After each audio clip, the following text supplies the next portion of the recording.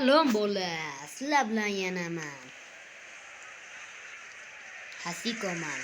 Bugun biza futbol o'ynaymiz. Eshak deb tur tajribangni sana. Qani fint qilishga urinamiz.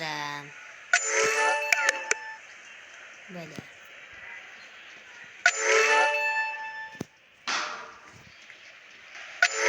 Boqay meni. To'xtanglar, pauza qilib o'ray.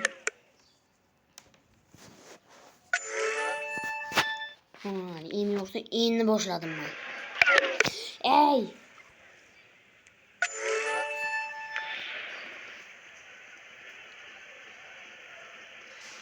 Qani makka. Bu yoqqa davomma. Makka. Bir kun bilan o'ldiraman.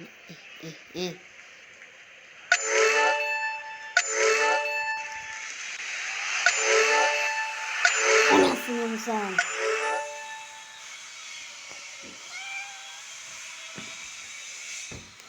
Endi boshladim-ku men. Xuyet qilibdim bular. Endigina uchun oldi yutibdi bular meni. Ket berdan pishak. Buni uzr silayotganim yo'q, ket berdan deb ana yonimga pishagim o'ralashib olgan. It bo'lur, eshak bo'lur, ammo bo'lmas pishagi deb to'g'ri aytadi. Men ularni eng yordiraman.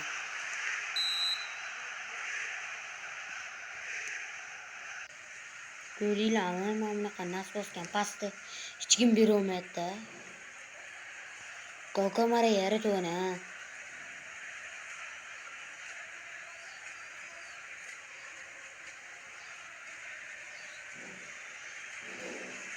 İpik bottum böyle.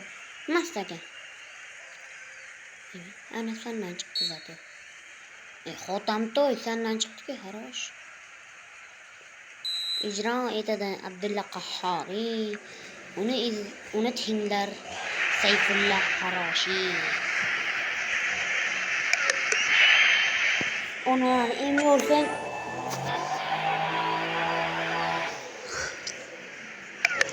ne?